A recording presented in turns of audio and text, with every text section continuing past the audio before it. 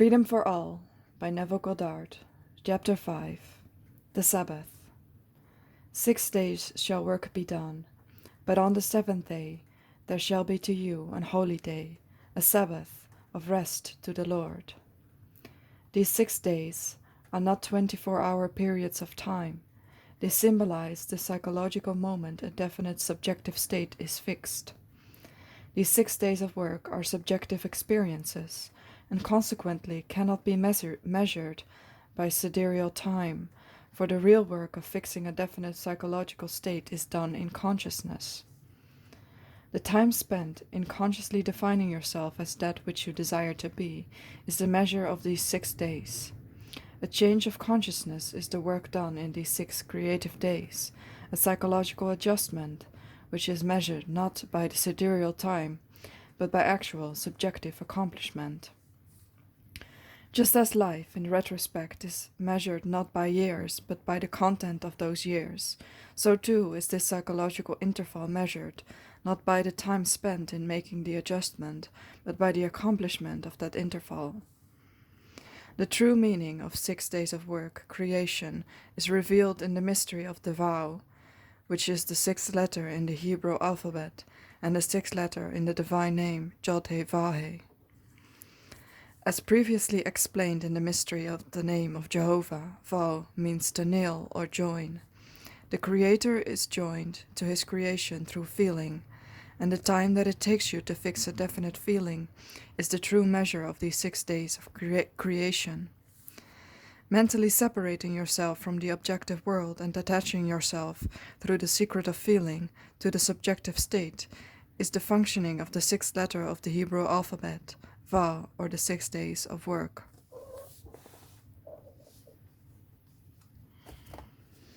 There is always an interval between the fixed impression or subjective state and the outward expression of that state. The interval is called the Sabbath. The Sabbath is the mental rest which follows the fixed psychological state. It is the result of your 6 days of work. The Sabbath was made for man. This mental rest, which follows a successful conscious impregnation, is the period of mental pregnancy, a period which is made for the purpose of incubating the manifestation.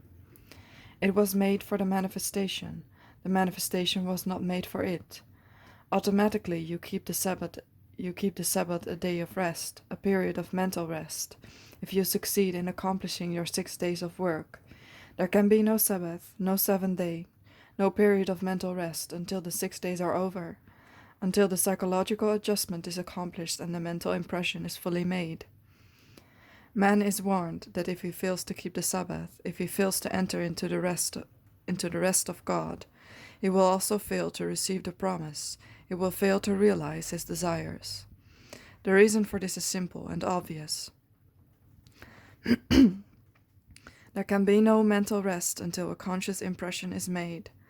If a man fails to fully impress upon himself the fact that he now has that which heretofore he desires to possess, he will continue to desire it, and therefore he will not be mentally at rest or satisfied. If, on the other hand, he succeeds in making this conscious adjustment so that upon emerging from the period of silence, or his subjective 6 days of work, he knows by his feeling that he has this thing desired, then he automatically enters the Sabbath, or the period of mental rest. Pregnancy follows impregnation. Man does not continue desiring that which he has already acquired. The Sabbath can be kept as a day of rest only after man succeeds in becoming conscious of being that which before entering the silence he desired to be. The Sabbath is the result of the 6 days of work.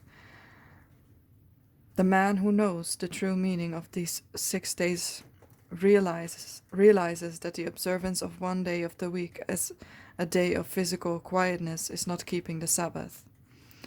The peace and quiet of the Sabbath can be experienced only when man has succeeded in becoming conscious of being that which he desires to be. If he fails to make this conscious impression, he has missed the mark. He has sinned, for to sin is to miss the mark. To fail to achieve one's objective, a state in which there is no peace of mind. If I had not come and spoken unto them, they had not had sin. If man had not been presented with the ideal state toward which to aim, a state to be desired and acquired, he would have been satisfied with his lot in life and would never have known sin. Now that man knows that his capacities are infinite, knows that by working 6 days, or by making a psychological adjustment, he can realize his desires, he will not be satisfied until he achieves his every objective. He will, with the true knowledge of these 6 work days, define his objective and set about becoming conscious of being it.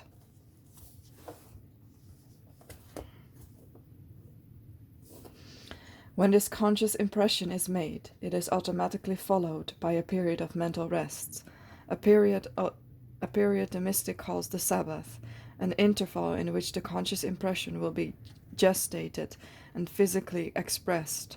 The word will be made flesh, but that is not the end. The Sabbath or rest will be broken by the embodiment of the idea will sooner or later give way to another 6 days of work, as man defines another objective and begins anew the act of defining himself as that which he desires to be. Man has been stirred out of his sleep through the medium of desire, and can find no rest until he realizes his desire. But before he can enter into the rest of God, or keep the Sabbath, before he can walk unafraid and at peace, he must become a good spiritual marksman and learn the secret of hitting the mark or working 6 days.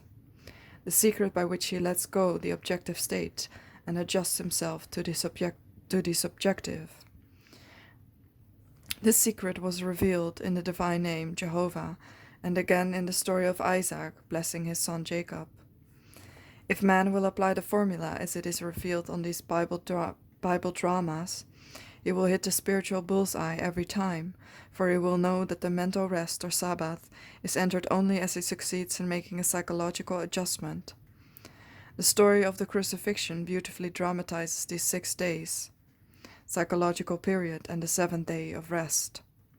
It is recorded that it was the custom of the Jews to have someone released from prison at the feast of the Passover, and that they were given the choice of having released unto them either Barabbas, the robber, or Jesus the Savior.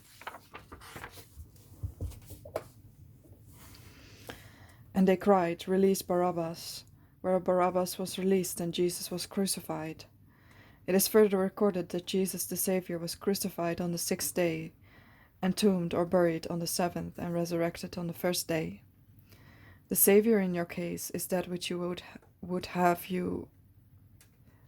The Savior in your case is that which would save you from that which you are not conscious of being, while Barabbas is the thief, your present conception of yourself, which robs you of that which you would like to be.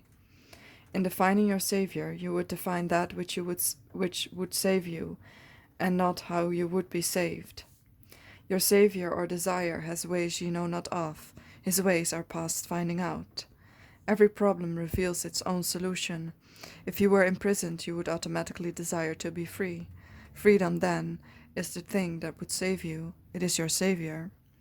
Having discovered your Savior, the next step in this great drama of the resurrection is to release Barabbas, the robber, your present concept of yourself, and crucify your Savior, or fix the consciousness of being or having that which would save you. Barabbas represents your present problem. Your Savior is that which would free you from this problem. You release Barabbas by taking your attention away from your problem, away from your sense of limitation, for it robs you of the freedom that you seek, and you crucify your Savior by fixing a definite psychological state by feeling that you are free from the limitation of the past. You deny the evidence of the senses and begin to feel subjectively the joy of being free. You feel this state of freedom to be so real that you could cry out, "I am free, it is finished."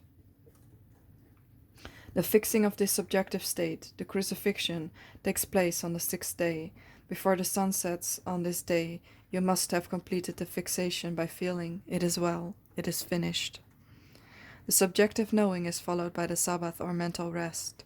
You will be as one buried or entombed, for you will know that no matter how mountainous the barriers, how impossible the walls appear to be, your crucified and buried Savior, your present subjective fixation, will resurrect himself. By keeping the Sabbath a period of mental rest, by assuming the attitude of mind that would be yours if you were already visibly expressing this freedom, you will receive the promise of the Lord, for the Word will be made flesh. The subjective fixation will embody itself. And God did rest the seventh day from all his works. Your consciousness is God resting in the knowledge that it is well, it is finished, and your objective senses shall confirm that it is so, for the day shall reveal it.